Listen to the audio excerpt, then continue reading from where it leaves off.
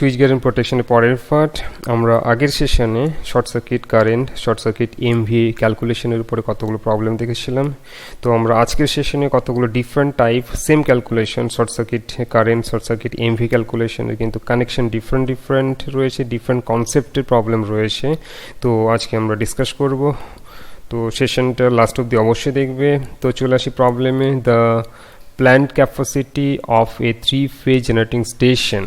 3-phase generating স্টেশনের plant capacity বলা আছে এখানে consist of 2 10 MVA generator of reactance 12% each. এখানে দেখতে পাচ্ছি দুটো 10 MVA জেনারেটর আর রিয়াক্টেন্স কি রয়েছে 12% করে রয়েছে, and 1 5 MVA generator of reactance 18%। আরেকটা জেনারেটর কি রয়েছে 5 MVA, রিয়াক্টেন্স রয়েছে 18%। The generator are connected to the station বাসবার from which the load is taken. আচ্ছা, প্রত্যেকটা জেনারেটর কি রয়েছে একটা বাসবারের সাথে কানেক্টেড রয়েছে, এই যে বাসবারের সাথে কানেক্টেড রয়েছে। From which the load is taken through 3-5 MVA step up transformer. আমরা এখানে কি দেখতে পাচ্ছি, তিনটে 5 MVA স্টেপ আপ ট্রান্সফর্মারের থ্রু দিয়ে লোডগুলো নেওয়া হয়েছে। ইজ হ্যাভিং 5% রিয়াক্টেন্স, প্রত্যেকটার সাথে 5% রিয়াক্টেন্স রয়েছে আর রেটিং রয়েছে 5 MVA করে। এখানে বলেছে determine the maximum fault MVA which the circuit breakers on. আচ্ছা, ম্যাক্সিমাম কি বলেছে, শর্ট সার্কিট MVA বের করতে বলেছে, যেখানে হচ্ছে সার্কিট ব্রেকারের বোথ সাইডে, লো ভোল্টেজ সাইডে যদি হয় তাহলে কি হবে, আর হাই ভোল্টেজ সাইডে যদি হয় কি হবে। যেহেতু এটা স্টেপ আপ বলেছে তাহলে এটা হচ্ছে লো ভোল্টেজ সাইড আর এটা হচ্ছে হাই ভোল্টেজ সাইড। তো দুটোর ক্ষেত্রে বের করতে বলেছে। এখানে আমরা চলে আসছি প্রবলেমে। আচ্ছা, এখানে আমরা দেখতে পাচ্ছি তিনটে জেনারেটর আর হচ্ছে ট্রান্সফর্মারের যে রেটিংগুলো, তার মধ্যে হচ্ছে ম্যাক্সিমাম রেটিংটা হচ্ছে 10 MVA। তো আমরা যখনই নাম্বার অফ ইকুইপমেন্ট বেড়ে যায় তখন একটা বেস ধরে নিতে হয়। তো বেসটা আমরা আগের মতোই ধরে নেব, ম্যাক্সিমামটাকেই বেস ধরে নেব যাতে ক্যালকুলেশনের সুবিধা হয়। 10 MVAটাকে আমরা কি ধরেছি, বেস ধরে নিয়েছি। তাহলে 10 MVA যদি বেস ধরা হয় তাহলে show the percentage of reactance of generator B A and B এর, যেহেতু A and B এর রেটিংটা হচ্ছে 10 MVA, তাহলে এদের পার্সেন্টেজ অফ রিয়াক্টেন্সটাও সেম থাকবে, কোনো চেঞ্জ হবে না, যেহেতু এদের বেসটা চেঞ্জ হচ্ছে না। এদের হচ্ছে রেটেড MVA আর বেস MVA হচ্ছে সেম।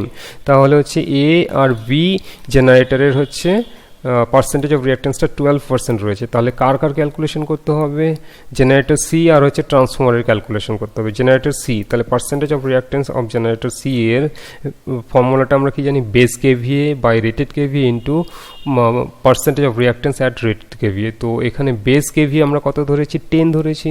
তাহলে 10 MVAটাকে কেভিএ করার জন্য 1000 দিয়ে মাল্টিপ্লাই করা হয়েছে। আর আমার কি রয়েছে, রেটেড MVA কত রয়েছে, 5 MVA ইকুয়ালস টু 5000 KVA, আর percentage of reactance at rated KVA তে পার্সেন্টেজ অফ রিয়াক্টেন্স 18 রয়েছে। তো ক্যালকুলেশন করে যেটা এসছে 36% চলে এসছে। তাহলে এটা কার চলে এসছে, এটা হচ্ছে জেনারেটর সি, মানে 5 MVA রেটিংয়ের যে জেনারেটরটা রয়েছে তার পার্সেন্টেজ অফ রিয়াক্টেন্স 36, কত বেস ধরে, 10 MVA বেস ধরে চলে এসছে।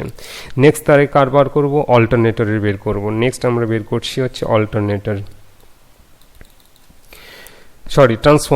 ট্রান্সফর্মারের পার্সেন্টেজ অফ রিয়াক্টেন্স একই রকম formula, base KVA by rated KVA into percentage of reactance at rated KVA. তাহলে এখানে আমার বেস কত আছে, 10 MVA ইন্টু 1000 কেভিএতে কনভার্ট করা হয়েছে। আর এখানে কত রয়েছে, 5 MVA ইন্টু 1000, আর রেটেড পার্সেন্টেজ অফ রিয়াক্টেন্স কত রয়েছে, 5। তাহলে এটা ক্যালকুলেশন করলে চলে এসছে হচ্ছে 10% রিয়াক্টেন্স চলে এসে। তাহলে আমরা কি করলাম, প্রত্যেকটা ইকুইপমেন্টের পার্সেন্টেজ অফ রিয়াক্টেন্সগুলো বের করলাম। এবার টোটাল পার্সেন্টেজ অফ রিয়াক্টেন্সটা আমাদের কি করতে হবে, ক্যালকুলেশন করতে হবে।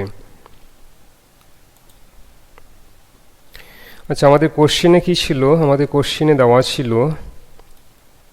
কোশ্চেন আমাদের ছিল হচ্ছে MVAটা বের করতে হবে লো ভোল্টেজ সাইড আর হচ্ছে হাই ভোল্টেজ সাইডে সেপারেটলি ভাবে, F1 আর হচ্ছে F2 এর ক্ষেত্রে শর্ট সার্কিট MVAটা আমাদের বের করতে হবে। তো আমরা কনসিডার করে নেব ফর লো ভোল্টেজ সাইডের ক্ষেত্রে। লো ভোল্টেজ সাইডের ক্ষেত্রে যখন কনসিডার করব তো আমাদের কি এসছে, এখানে আমাদের কটা জেনারেটর ছিল 12% পার্সেন্টেজ অফ রিঅ্যাকটেন্স, আর জেনারেটর সি এর রেশিও হচ্ছে 36%। আমরা যদি ডায়াগ্রামটা দেখে নিই আমাদের ক্যালকুলেশনগুলো কীভাবে এসে, এই যে এটার এসে 12% রয়েছে, এটার 12% রয়েছে, আর এটার এসে 36% ক্যালকুলেশন করে এসছে। তাহলে তিনটে কি কানেকশানে রয়েছে? প্যারালাল কানেকশানে রয়েছে। তিনটে প্যারালাল কানেকশানে রয়েছে, তাহলে তিনটেকে প্যারালালে আমরা কী করে নেব? টোটাল পার্সেন্টেজ অফ রিঅ্যাকটেন্সটা বের করতে গিয়ে তিনটেকে আমরা প্যারালালি, আমরা এখানে দেখতে পাচ্ছি যে প্যারালাল কানেকশন, এটা প্যারালাল কানেকশন, কারণ বাসবারটা এটা হচ্ছে কমন পয়েন্ট, এটা হচ্ছে কমন পয়েন্ট। আর হচ্ছে আমরা F1 বের করছি, F1 এর আগে কিন্তু আর কোনো রিয়াক্টর নেই। তাহলে F1 এর আগে কি রয়েছে? জেনারেটর রিয়াক্টরগুলোই রয়েছে। তো জেনারেটর রিয়াক্টরগুলো প্যারালাল কানেকশনে রয়েছে। প্যারালাল কানেকশনে তাহলে আমরা যদি যোগ করি, তাহলে 1/x = 1/12 + 1/12 + 1/36, 1/12, 1/2, 1/36 কে যোগ করলে এটা ক্যালকুলেশন করে মিলিয়ে নেবে যে এটা চলে এসে টোটাল রিঅ্যাকটেন্সটা হচ্ছে 5.14 চলে এসছে। এটা হচ্ছে লো ভোল্টেজ সাইডের ক্ষেত্রে। যখন লো ভোল্টেজ সাইডে আমাদের এখানে কি ছিল? এখানে হাই ভোল্টেজ সাইড ছিল, এখানে হচ্ছে F2 ছিল, এখানে হচ্ছে F2 ছিল। তো আমরা F1 এর ক্ষেত্রে বের করছি, F1 এর ক্ষেত্রে তিনটে রিঅ্যাক্টরের টোটালটা বের করলাম হচ্ছে 5.14% রিঅ্যাকটেন্স। তো তাহলে শর্ট সার্কিট এমভিএটা কি হবে অন F1? F1 এর শর্ট সার্কিট এমভিএটা হচ্ছে, ফর্মুলা হচ্ছে base MVA into 100/% of reactance. 100/% of reactance কত এসে? 5.14 চলে এসে। তো এটা ক্যালকুলেশন করলে চলে আসবে, বেসটা হচ্ছে 10 এমভিএ আমরা ধরেছিলাম, তাহলে এটা চলে এসছে 194.55 এমভিএ চলে এসছে। তাহলে F1 যদি ফল্ট হয়, তাহলে F1 মানে ট্রান্সফরমারের লো ভোল্টেজ সাইডের এমভিএটা কি হবে? সাইডে এমভিএ রেটেড এমভিএটা বেড়ে গিয়ে কতটা হয়ে যাবে? 194.55 এমভি হয়ে যাবে। তো একই রকমভাবে আমরা হাই ভোল্টেজ সাইডের ক্ষেত্রে ক্যালকুলেশন করব। চলে আসছি হাই ভোল্টেজ সাইডে।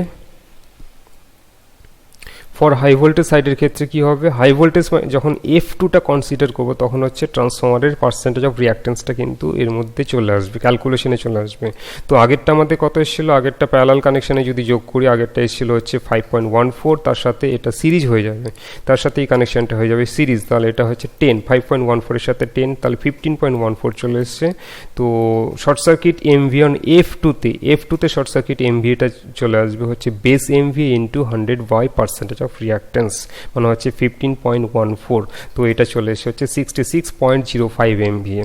তো এটা আনসার। তাহলে এখানে এই প্রবলেম আমাদের কি বের করতে বলেছে? হাই ভোল্টেজ সাইড আর হচ্ছে লো ভোল্টেজ সাইডের F1 আর হচ্ছে F2তে এমভিগুলো বের করতে বলেছিল। এই যে F1 আর হচ্ছে F2তে এমভিগুলো বের করতে বলেছিল, যেটা হচ্ছে F1টা হচ্ছে লো ভোল্টেজ সাইড আর F2টা হচ্ছে হাই ভোল্টেজ সাইড। তো আমরা শর্ট সার্কিট এমভিগুলো পেয়ে গেলাম।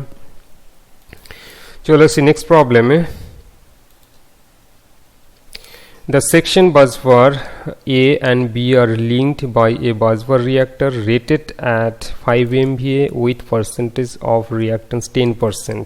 তো এখানে কি বলেছে? সেকশন বাসবার A, এই যে সেকশন বাসবার A and B কি করেছে? লিঙ্কড হয়েছে একটা রিঅ্যাক্টরের মাধ্যমে, একটা লিঙ্কড হয়েছে, তার রেটেড দেওয়া রয়েছে, রেটিং দেওয়া রয়েছে 5 MVA আর রিঅ্যাকটেন্সটা রয়েছে 10%, 5-10%। On busbar A there are 2 generator. তাহলে বাসবার এতে 2 জেনারেটর রয়েছে, প্রত্যেকটা রয়েছে 10 MVA উইথ রিঅ্যাকটেন্স 10%। এই যে 10 MVA রয়েছে, রিঅ্যাকটেন্স হচ্ছে 10% রয়েছে। On busbar B there are 2 generator of 8 MVA, 8 MVA রয়েছে অ্যান্ড রিঅ্যাকটেন্স হচ্ছে 12% রয়েছে।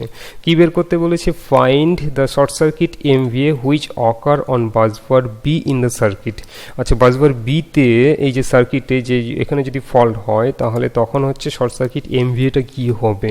তার মানে হচ্ছে আমরা তাদের এখানে, তাহলে আমাকে টোটাল পার্সেন্টেজ অফ রিঅ্যাকটেন্সটা ক্যালকুলেশন করতে হবে, আর এখানে সার্কিটটা দেখে নিতে হবে যে কি কানেকশনে রয়েছে। তো আমরা ক্যালকুলেশনে চলে আসছি।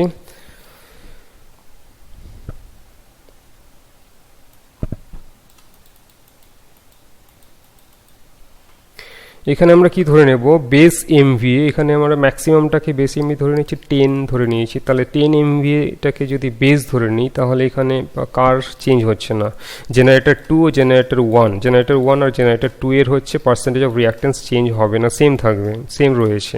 তাহলে কার চেঞ্জ হবে, জেনারেটর 3, 4 আর হচ্ছে রিয়াক্টরের চেঞ্জ হবে, ক্যালকুলেশন করে বের করতে হবে। যেহেতু এদের রেটিং সেম তাহলে এই দুটো একবার বের করলে হয়ে যাবে। তাহলে আমার জেনারেটর 3 অথবা 4 এর বের করব আমরা এখানে।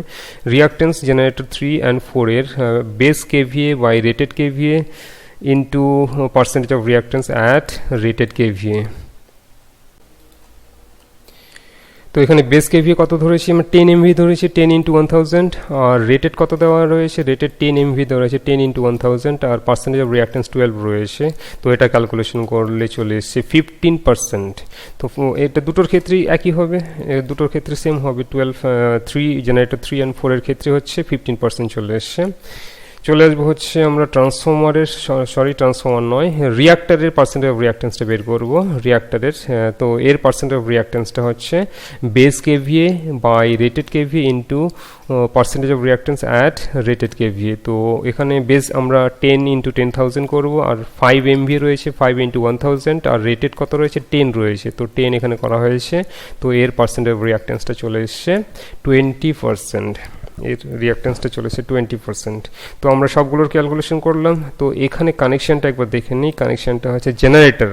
তো জেনারেটরগুলো কি রয়েছে, জেনারেটরগুলো এই যে রয়েছে, ফলটা হয়েছে এই জায়গাটাতে, তার মানে কি রয়েছে এখানে আমাকে দেখতে হবে যে কানেকশান, আমরা কানেকশানে চলে আসছি।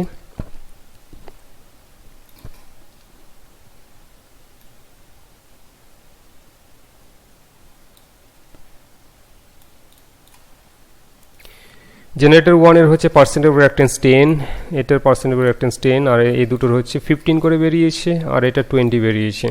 তো এখানে কি রয়েছে, এই দুটো প্যারালাল কানেকশন রয়েছে, এই দুটো হচ্ছে প্যারালাল কানেকশন, এই দুটো প্যারালালের সাথে এটা সিরিজ, আর এই দুটো প্যারালাল, যেহেতু এটা হচ্ছে বি, এটা বাসবার বি, এই বিটা হচ্ছে কমন পয়েন্ট, এটা হচ্ছে কমন পয়েন্ট, তার মানে হচ্ছে এটা যদি কমন পয়েন্ট হয় এই দুটো অবভিয়াসলি কি হবে, প্যারালাল কানেকশন হবে। তার মানে 10 প্যারালাল করতে হবে, 15 প্যারালাল করতে হবে, তারপরে কি হবে, তারপরে নেক্সট কানেকশনটা আমরা চলে আসছি।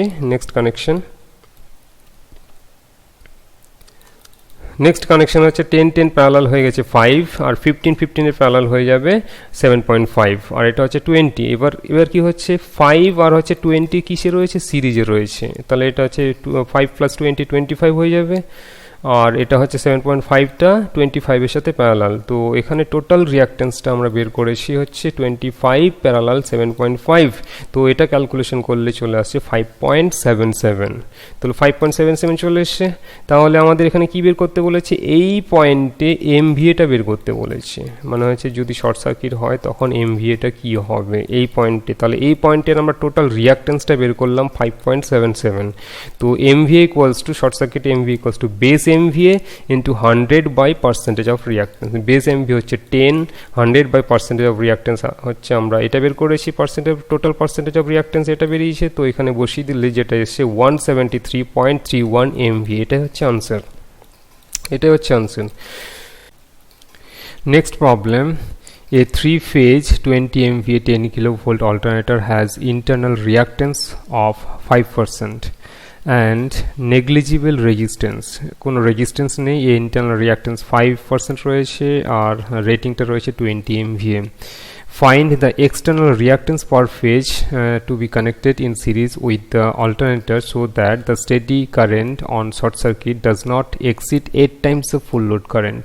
তার মানে এখানে বলছে অল্টারনেটরের সাথে এমন একটা এক্সট্রা রিয়াক্টেন্স অ্যাড করতে হবে যাতে এর মধ্যে ফল্ট হলে এর যে শর্ট সার্কিট কারেন্টটা আইএসসিটা যাতে শর্ট সার্কিট কারেন্টটা আইএসসি ইকুয়ালস টু হচ্ছে বেস কারেন্টের যাতে 8 টাইমসের বেশি না হয়, বেস কারেন্টের হচ্ছে 8 টাইমসের বেশি না হয়, এটা বের করতে বলেছে, মানে এই কন্ডিশনটা দিয়ে দিয়েছে। তাহলে এক্সট্রা কতটা রিয়াক্টেন্স অ্যাড করতে হবে, অল্টারনেটর অলরেডি 5% রিয়াক্টেন্স রয়েছে, আর কতটা রিয়াক্টেন্স অ্যাড করতে হবে যাতে শর্ট সার্কিটটা হচ্ছে 8 টাইমসের বেশি না হয়। তো আমরা প্রবলেমে চলে আসছি। ফুল লোড কারেন্ট আমরা বের করে নেব বেস ধরে, বেস এমভিএ ধরে। ফুল লোড কারেন্ট হচ্ছে এই যে ফর্মুলা, ফুল লোড কারেন্টের ফর্মুলা হচ্ছে √3, আমরা কি জানি MVA 20 MVA equals to formula হচ্ছে MVA to √3 into VI তো এখান থেকে I টা আমরা বের করে নেব I equals to 20 MVA কে কি করা হয়েছে KVA তে কনভার্ট করা হয়েছে KVA আর √3 into V টা হচ্ছে 10 কিলোভোল্ট তো এখান থেকে চলে এসছে 1154.7 অ্যাম্পিয়ার কারেন্টটা ফুল লোড কারেন্টে চলে এসছে এটা আর পার ফেজ ভোল্টেজটা আমরা বের করে নেব 10 এটা হচ্ছে 3 ভোল্টেজ 3 ফেজ ভোল্টেজ দেওয়া হচ্ছে 10 কিলোভোল্ট তাহলে ফেজ ভোল্টেজটা হচ্ছে 10/√3 এখানে হচ্ছে কন্ডিশন দেওয়া রয়েছে যে 8 into I base equals to ISC এটাই এই কন্ডিশনটা দেওয়া রয়েছে তো এই কন্ডিশনে ISC ইকুয়ালস টু আমরা কি জানি ISC মানে short circuit current equals to base current into 100 by percentage of reactance তো এখান থেকে আমরা যদি ক্যালকুলেশন করি এখান থেকে কি এসছে তাহলে ISC equals to I base into 100 by percentage of reactance তো I বেস কেটে যাবে এখান থেকে তাহলে কি পড়ে থাকবে পার্সেন্টেজ অফ রিঅ্যাক্টেন্সটা আমরা টোটাল পার্সেন্টেজ অফ রিঅ্যাক্টেন্সটা তাহলে বের করব total percentage of reactance equals to 100 by 8 তো 100/8 equals to 12.5 total percentage of reactance হচ্ছে 12.5 অল্টারনেটরের কিন্তু অল্টারনেটরের পার্সেন্টেজ অফ রিঅ্যাকট্যান্স কত রয়েছে অল্টারনেটর পার্সেন্টেজ অফ রিঅ্যাকট্যান্স রয়েছে 5% আর এই কন্ডিশন ধরে আমাদের বেরিয়েছে হচ্ছে কত 12.5 এই কন্ডিশনটা মানে কি যে শর্ট সার্কিট হলে 8 টাইমসের যাতে বেশি না হয় 8 টাইমসের যাতে বেশি না হয় শর্ট সার্কিট কারেন্টটা হচ্ছে 8 টাইমসের যাতে বেশি না হয় এই কন্ডিশন ধরে আমাদের বেরিয়েছে হচ্ছে 12.5% বেরিয়েছে তাহলে এক্সট্রা কতটা অ্যাড করতে হবে এক্সট্রা হচ্ছে 12.5 মাইনাস 5% তাহলে 7.5 এক্সট্রা আমাকে অ্যাড করতে হবে